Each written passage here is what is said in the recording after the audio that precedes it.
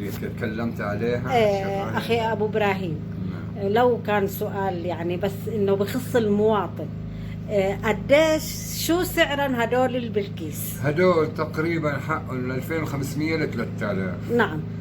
عرفتي كيف؟ مبلغ يعني مبلغ بسيط ولا حبة التهاب. ولا حبة التهاب. أيوة. ويستفيد الواحد يعني. معلش، اللي بدنا نحكيه انه العشبة اذا ما ضرت ما نفعت ما بتضر. هاي باذن الله الفائدة المرجوة فيها، لانه مجربة وعاطيها لمئات المرضى وتحسنوا عليها، وما ضل عندهم لا بلغم، لا التهاب جهاز تنفسي، لا التهاب حنجرة. عرفت علي؟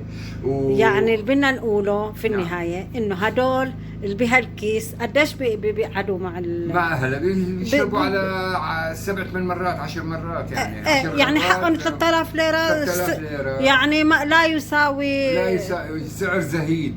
سعره زهيد. يعطيك العافية وشكرا كثير.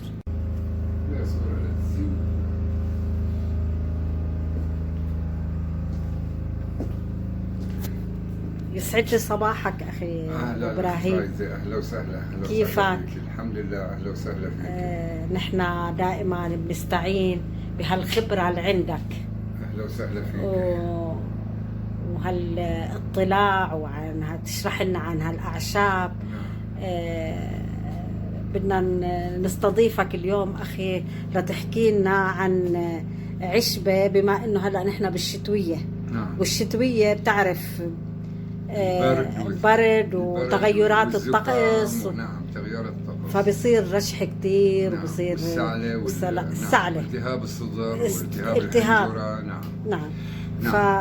رح نشرح هلا على خلطة ان شاء الله، وهي ماشيه ووصفتها لآلافات الناس، وكلهم الحمد لله استفادوا، واللي استفاد منها بيبعت تاني لياخذ منها، ان كان من عندي ولا من عند غيري. وبعدين انا وقت اللي بوصف الخلطه للمريض بقول له شو فيها.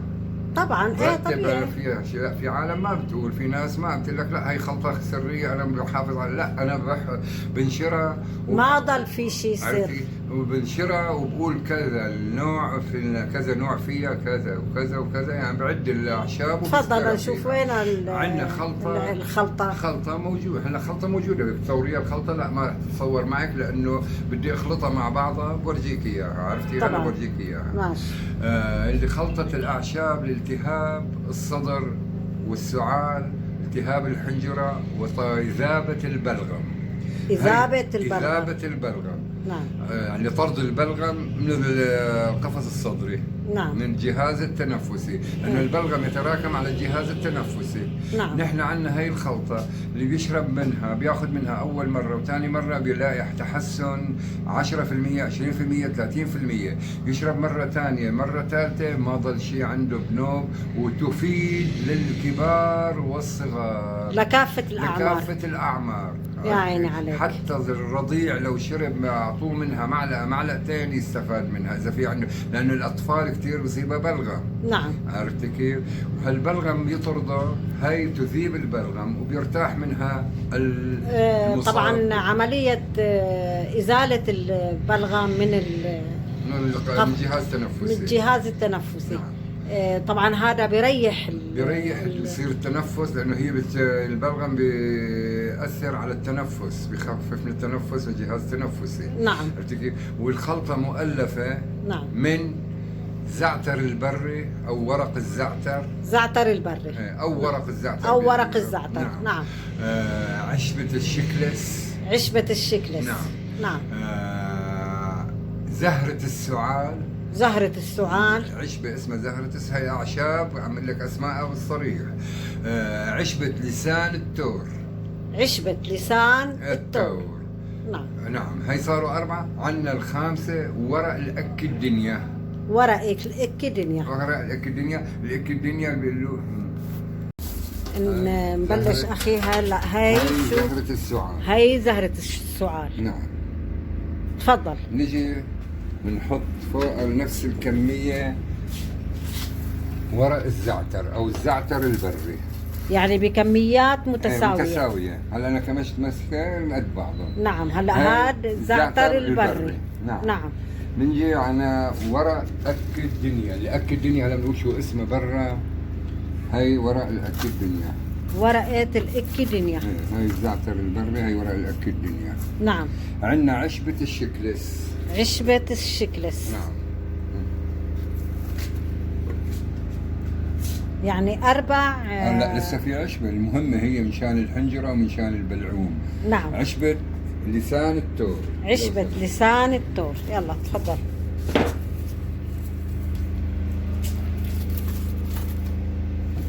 هيك بتكون عشبة لسان التور. نفرطها نحن.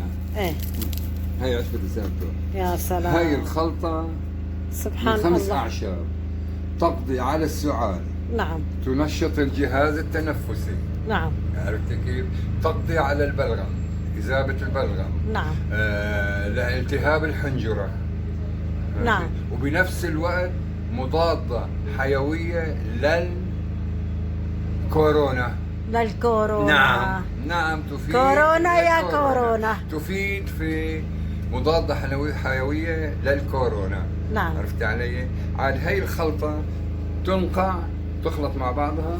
وهلا بنحكي هلا نقول اخي هلا كيفية استعمال هالخلطة. عندنا هلا مشان يتناسقوا مع بعضهم ويتم المزيج الخلط مع بعضهم. عندنا زهرة السعال اللي هي نعم.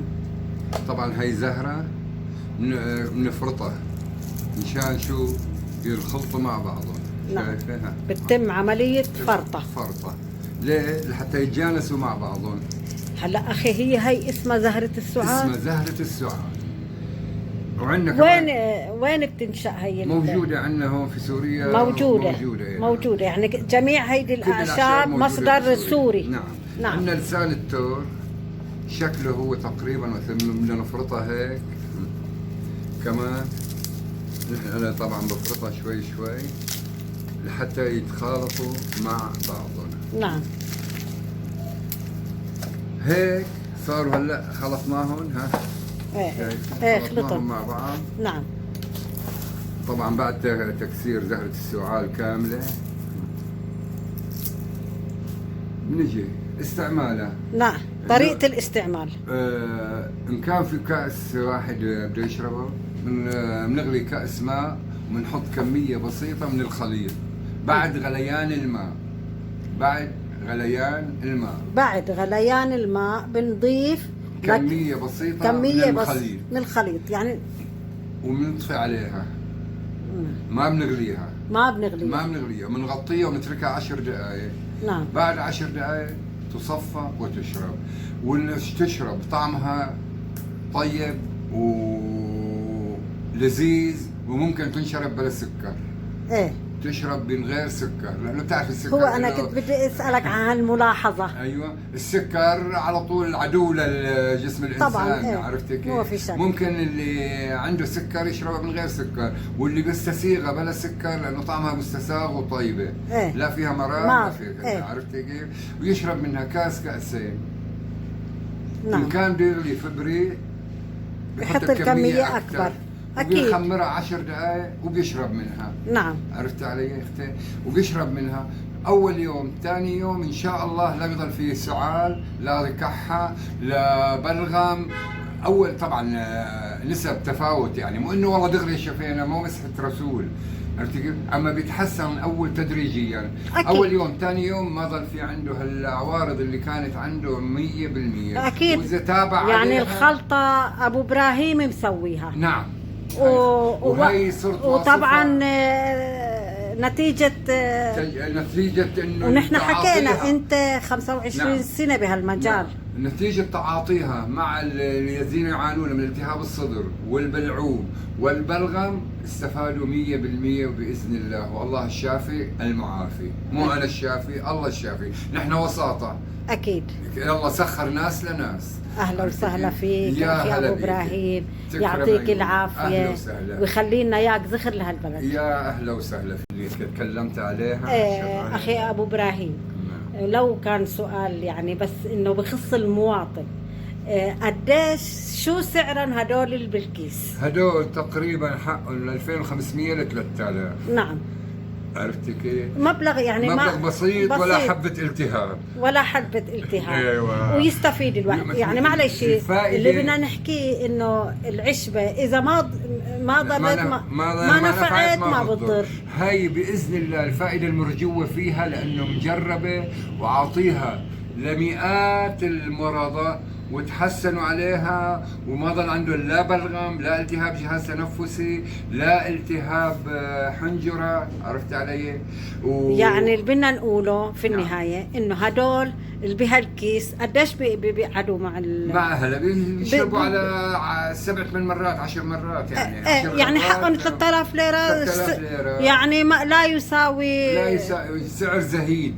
سعره زهيد. يعطيك العافية وشكرا كثير.